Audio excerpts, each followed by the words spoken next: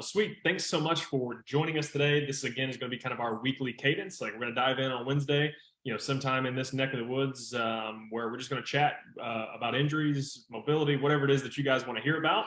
And that's kind of the goal of today. If you saw my post this morning, Ross and I are just going to really chat about how do you approach training injuries, right? Unfortunately, they happen. They happen to me probably a little bit more frequently than I like. Ross can kind of attest to that. I'm always whining about something kind of nick and nag that pops up. You're just doing case studies all the time. Yeah, right. Exactly. But the key is to have a plan of action on how to attack those. And because again, there's two ends of the spectrum to this. You can have that spectrum where you say, you know what, screw it. I'm done. I'm not going to go to the gym. I'm going to lay low and take it easy, which I think is one extreme. And then the other extreme is to say, all right, well, I'm just going to keep powering through and I'm just going to screw it. It's not that bad. And then eventually it'll kind of catch up with you. So those are kind of the two approaches to get after it. Ross, what do you see with those kind of approaches and some things that typically pop up with your athletes that you see? And I can weigh in on that too. Yeah, man, I think, people are always just like, I'm injured. What now? And, when an athlete comes to me and they have been injured for a while and they're looking for a direction, the first couple of questions that I always want to ask is, one, is your pain always happening nearly every single time you do the same movement? Like a good example would be, it's like, man, I have shoulder pain almost every single time I do pull-ups. And because if somebody, like, let's say just a couple times a year, you do a few like high volume sets of pull-ups and you get a little bit of like it's a little achy, that's not as much of a red flag for me. But if it's like, no, man, if I just do a few pull-ups, I can almost guarantee that I'm going to have like at least 1 to 4 days of a little bit of achiness. That's a big key indicator for me that I want to start looking into that a bit more and actually engage in a process to help that get better. So consistency of how often a movement will aggravate it is a big one for me. Yeah, I think you hit the nail on the head there. I look at the same thing as like, what consistency does it pop up? What's their history with it in the past? Is this something that kind of comes up over and over and over again? And, really how long after a workout does something like that linger, right? Like, I think that's the other way to look at this is like, hey, if I go in, hit a couple pull-ups and this is lingering for, 24, 48 hours, sometimes a friggin' week, it's like, okay, at that point, we need to be a little bit more aggressive with how we're scaling down some of our movements in that regard. I think the other, big thing is also just looking at your history with it. What have your other flare-ups look like if you've had those in the past? And typically, if someone's had a recurrent cyclical nature of their injury, I'm like, okay, you've had this in the past, it's come up, it goes away for a little bit and then comes back again. At that point, I start saying, okay, guys, like, you probably need to start getting some help with this, right? Like, you need to get outside of your kind of pain cycle, right? Which is what a lot of our athletes, they tell us all the time, okay, well, I try this and I stay off of this movement, it goes away. And then 6 months later, I'm back again. That's when I start, saying, okay, you need to do something different as opposed to just keeping on that train of thought. Yeah. Yeah. And so, Chris, when somebody comes in and they do have one of those movements that's just like fairly consistently giving them some issues, how do you think about like engaging in a process to dive in and begin to find a solution? Yeah, for sure. I mean, I think that's challenging to answer directly. I mean, there's multiple ways to kind of approach it, of figuring out, okay, I don't think you need to go to the biggest guns in the room immediately, right? It's like, hey, I've had shoulder pain. I need to go get an MRI tomorrow and go get an injection. And I just need to stop doing CrossFit because I've probably got some crazy shoulder tear, right? And I think that's where a lot of, some people gravitate towards that piece. And then you've got the group who says, all right, no, balls to the walls, I'm going to keep going. But I think the biggest thing is having a game plan as you walk into the gym. I think that's a big major, mistake that a lot of people have is they'll walk into the gym, they have no game plan on how they're going to tackle, their recurrent shoulder pain. They just say, I'm going to walk in, I'm going to look at the whiteboard, I'm not going to talk to my coach, I'm not going to do any of those things. And now they find themselves in trouble when it comes to a workout. They just say, they follow the class, and it's like, okay, well, it's got high volume pull-ups in it. I know it hurts, but everyone else is doing it, so I'm just going to do it too. So those kill me. Yeah. Yeah. Fail to, what is it? Fail to plan to fail. That's right. That's right. Yeah. I feel like, we'll just kind of keep using pull-ups as the example. One of the bummers that you see in a lot of gyms, and it's, through nobody's own fault, is that it's like, yeah, if I have, pain during pull-ups, then it's like, okay, what do I do? Oh, you should do ring rows in today's workout. It's like, okay, ring rows is, going to work similar muscle groups and it's pulling motion. But then those people end up just being like, well, I guess I just do ring rows now. And then like 8 months later, they're still doing ring rows. And it's like, I wonder if I'll always be doing this. And it never progresses beyond that. That's another really common issue that I see too, right? They get stuck on a scale, stay on a scale, and never get out of it, right?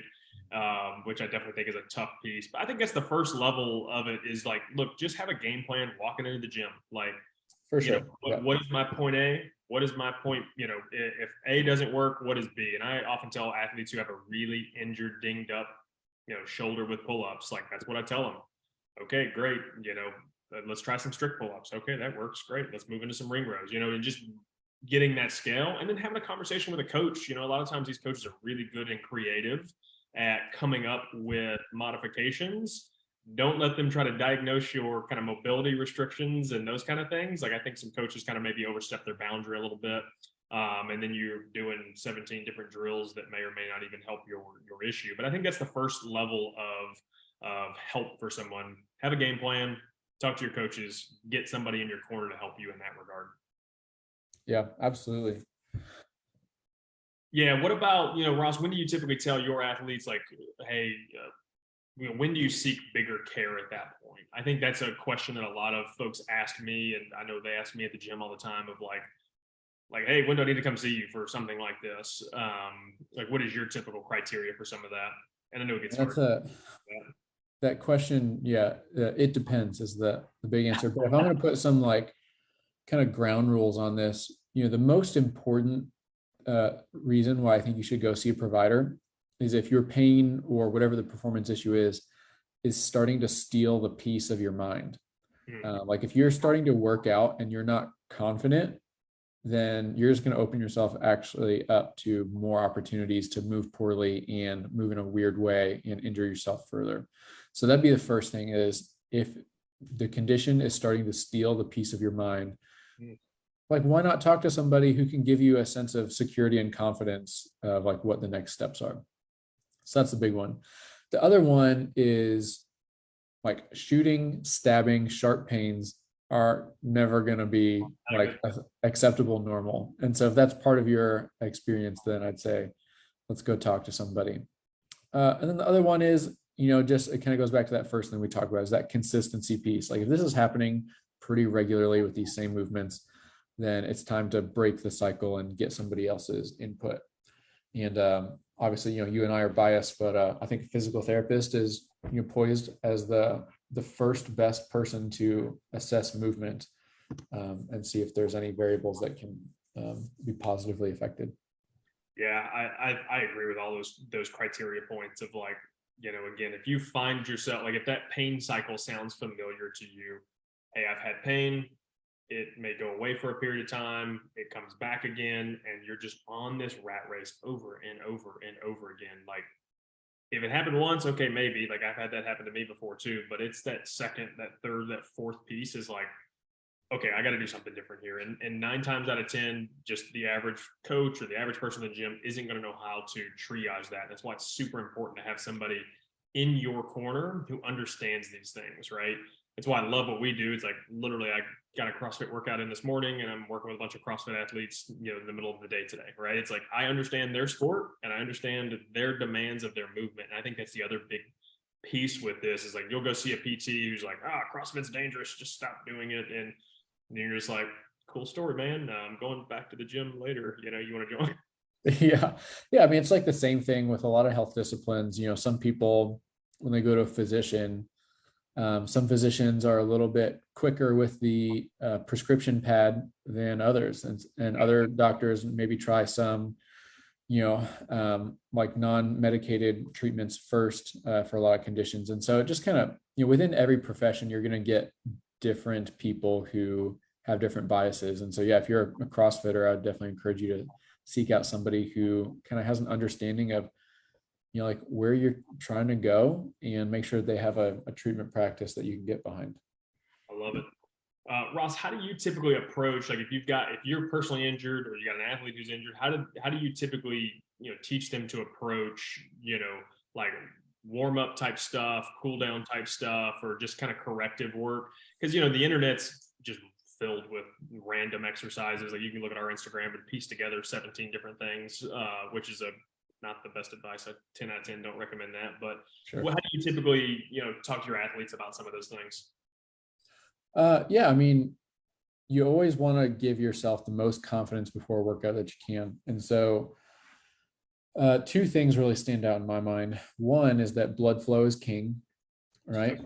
If you have, especially like a tendon or a muscle that's like a little bit degenerated or just hot and tight, just doing like really low weight, high rep, quick isolated sets of a movement, like just grab a dumbbell and do the simplest movement that you can, that is just firing that muscle up, and give that muscle a sense of low level fatigue before you go into your workout. That's a great way just to predispose those muscles to kind of be ready to go. Yep. The other thing is, and you can do it during the same drill, is just establish a really good like brain to muscle connection with that injured area beforehand, because we know from research that one of the things that happens when we're in pain is your brain's like picture of where that muscle or joint is in space becomes a lot more blurry when pain is present. And so the more you can just like before a workout, fire that muscle up, move it, really concentrate it, find it in your brain, and just allow your brain to kind of clear that blurry picture up. It's going to help you a ton during that workout. So those are big things for me. I don't know, what would you tell somebody? Yeah, those are the exact same. I often tell people, what is, blood flow is 100% king. Let's get that tissue, in and around that joint loosened up. If we're talking about a shoulder, it's like, I got to get lats, I got to get, the joint capsule, the rotator cuff. I got to get all these structures really loosened up, primed, get some blood flow to them. And then you're right. Like I like to have them have some guardrails in mind moving into that workout of, hey, how is this thing feeling? And how am I going to approach that, moving into that workout? If my tissue is not warming up and it's not loosening up, man, do you think that going to do 50 pull-ups and your tissue doesn't feel great with not breathing heavy, low-level movements like a ring row? Do you think a pull-up is going to be a good idea? It's kind of rhetorical, right? It's like, it's a terrible idea. Yeah, you bring up a really good point there, is having that like, okay, I'm going to plan for plan A and assume that I can get this thing to feel pretty good. But if it's not, and being willing personally to accept that, hey, maybe I need to go to a plan B or a plan C today, and that being okay. Yeah, and I think for some people that helps them still feel like, okay, I can show up to the gym and I'm not helpless to keep like putting fire. It's like trying to, put out a grease fire with water, right? It's like your shoulder's pissed off, you don't have a game plan, and you just go keep pouring water on this grease fire and it just keeps exploding and getting worse and worse, right? It's like, hey, we need to have a solid guardrail. And I know I have to have this. Like, so I just like to go in, look at the programming, show up, and do the workout. And so for me, if I have some active level of pain, I've got to have some parameters for myself. And sometimes it's me just taking a movement out completely that I know is going to irritate something, just because that's my personal issue of not being able to pull it out. But again, you can get a really darn good sweat without doing the same workout as everyone else. I mean, case in point, I herniated a disc in my back 2.5 years ago at this point, and I kid you not, I could not bend over to like it was like mid shin, probably like high shin or high thigh, right? Like it was barely getting down my leg. I mean, it was like, all right, my back hurts, can't do that, couldn't sit, couldn't do anything. But what did I do? I sat on the assault bike and pedaled at a low level. I wasn't pushing intensity, and then progressively it was like I was finding ways to get a really good workout in without even bending forward at all. And that included me standing in the freaking squat rack or sitting on a bench pressing sometimes, and then going to push the echo bike.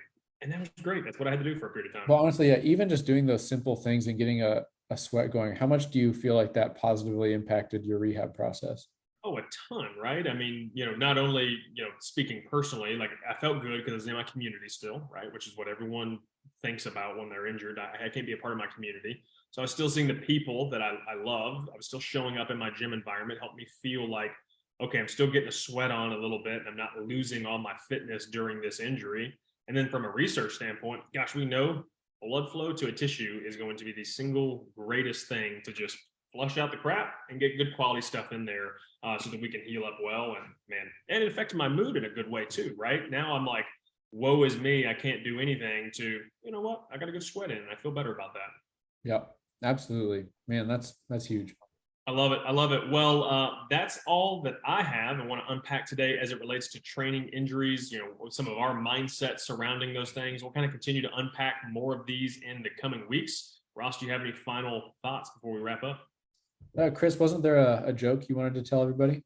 Ooh, joke. I'm not the joker. I'm not good at the jokes. I can maybe pull a dad joke out, but man, Maybe Ross, get one ready for next time. man, yeah, maybe. Yeah, that's a bad idea. If I start doing jokes, the views are gonna plummet.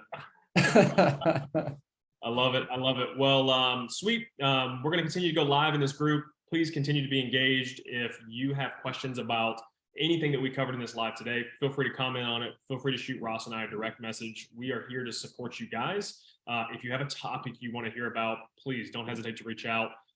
We would love to know what it is that you guys want to know about, and we want to make this group about you. And so if we can help in any capacity, you know where to find us. Awesome. Talk to you guys next time.